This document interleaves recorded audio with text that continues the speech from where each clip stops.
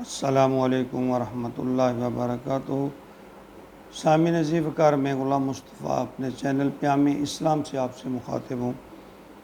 آج کا ہمارا سبق درس قرآن سورۃ آل عمران آیت نمبر 123 تا 125 پر مشتمل ہے۔ اعوذ باللہ من الشیطان الرجیم، بسم اللہ الرحمن الرحیم۔ وَلَقَدْ نَصَرَكُمُ اللَّهُ بِبَدْرٍ وَأَنْتُمْ أَذِلَّةٌ فَاتَّقُوا اللَّهَ لَعَلَّكُمْ تَشْكُرُونَ إِذْ تَقُولُ لِلْمُؤْمِنِينَ أَن لَّن يَكْفِيَكُمْ أَن يُمِدَّكُمْ رَبُّكُمْ بِثَلَاثَةِ آلَافٍ مِّنَ الْمَلَائِكَةِ مُنزَلِينَ بَلَىٰ إِن تَصْبِرُوا وَتَتَّقُوا وَيَأْتُوكُم مِّن فَوْرِهِمْ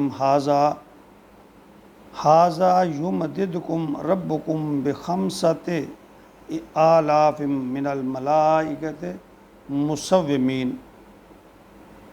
سابقہ آیات میں جس طرح اللہ رب العزت نے بنو حارثہ اور بنو سلمہ جو ہے ان کا تذکرہ دو خاندان کا فرمایا کہ اللہ نے ان کے دلوں کو مضبوط کیا اور کس طرح ان کے دلوں میں بزدلی کو نکال دیا۔ اب موجودہ آیات میں اللہ رب العزت نے یہ فرمایا کہ تم یہ کیوں بات بھول گئے ہو کہ اللہ رب العزت نے غزوہ بدر میں اس وقت تمہاری مدد کی جب تم کفار کے مقابلہ میں انتہائی کمزور تھے۔ تو اللہ فرماتے ہیں وَلَقَدْ نَصَرَكُمُ اللَّهُ، بے شک اللہ نے تمہاری مدد کی بدر کے مقام میں، وَأَنْتُمْ أَذِلَّةٌ، اور تم کمزور تھے۔ اللہ فرماتے ہیں تم اس بات کو کیوں بھول گئے ہو کہ بدر کے مقام پر تم کمزور تھے لیکن اللہ نے تمہاری مدد فرمائی۔ غزوہ بدر میں 1000 مشرکین کے مقابلے میں اہل جو ایمان تھے، مسلمان تھے، صرف 313 تھے۔ ان کے پاس تلواریں بھی نہیں تھیں، بلکہ پورے لشکر میں کہا جاتا ہے کل 8 تلواریں تھیں۔ تو کفار 100 گھوڑوں، ان کا لشکر تو 100 گھوڑوں پر سوار تھا، تو مسلمانوں کے پاس صرف 2 گھوڑے تھے۔ تو ادھر 700 اونٹ تھے، ادھر 70 اونٹ تھے۔ یہ سب کچھ ہونے کے باوجود اللہ فرماتے ہیں کہ مسلمان غالب رہے۔ اللہ فرماتے ہیں کس نے مدد کی تھی تمہاری؟ فَاتَّقُوا اللَّهَ، اللہ کا تقوی اختیار کرو، اللہ سے ڈرو، لَعَلَّكُمْ تَشْكُرُونَ، اور شکر ادا کرو تاکہ تم شکر ادا کرنے والے بن جاؤ، تم شکر ادا کرو۔ اللہ فرماتے ہیں کہ تم فَاتَّقُوا اللَّهَ، اللہ سے ڈرو، لَعَلَّكُمْ تَشْكُرُونَ، تو اگر تم ایسا کرو گے تو پھر شکر گزاروں میں شامل ہو جاؤ گے۔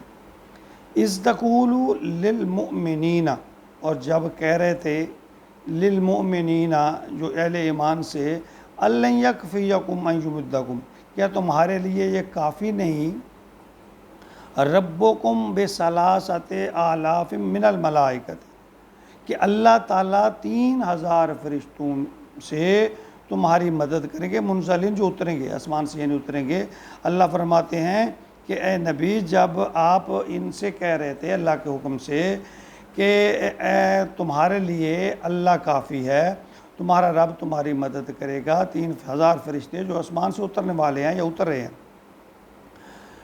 یعنی مسلمانوں کو یہ فرمایا جا رہا ہے کہ اگر مقابلے میں 3000 کا لشکر آ گیا ہے تو غم نہ کرو۔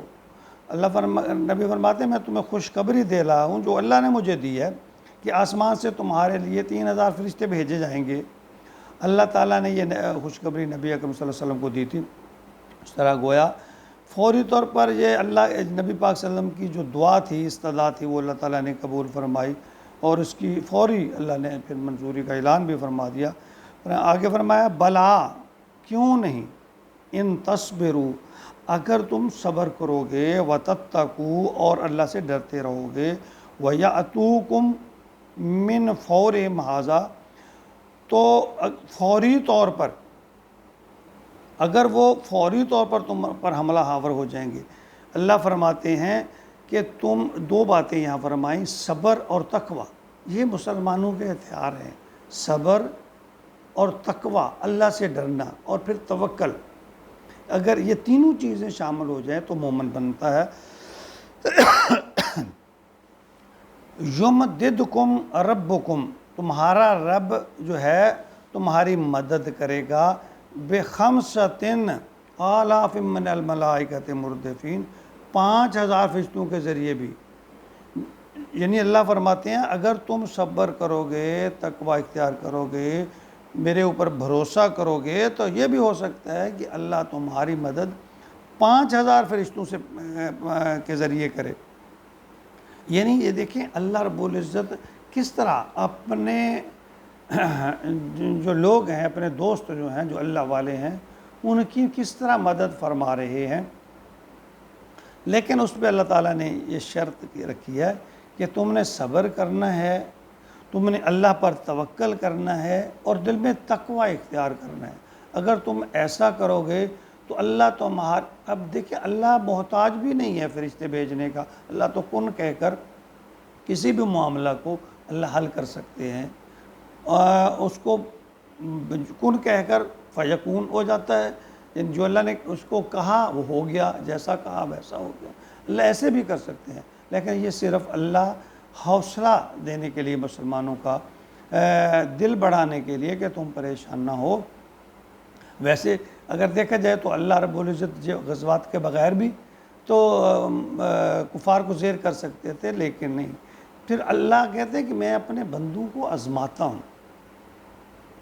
تو یہی تو ایک دنیا ہے جس میں اللہ نے انسان کو امتحان کا ہے، انسان کی یہاں بھیجا ہے کہ آپ نے اللہ کے حکم پہ چلنا ہے، اللہ کے لیے اپنی زندگی کو ڈھالنا ہے، وقف کر دینا ہے اپنا سب کچھ اللہ کے لیے، اپنی خواہشات کو، اپنے کام کو، ضرورت، سب ہر چیز کو اللہ کے تابع کر دیں۔ اللہ فرماتے ہیں جب تم ایسا کرو گے تو پھر تمہاری مدد و نصرت آئے گی، اور آج بھی آ سکتی ہے۔ یہ ایسا نہیں ہے کہ ہم کہیں کہ وہ صحابہ کرام کا دور تھا، نبی پاک کا دور تھا، جیسا کہ اقبال نے فرمایا تھا کہ فضائے بدر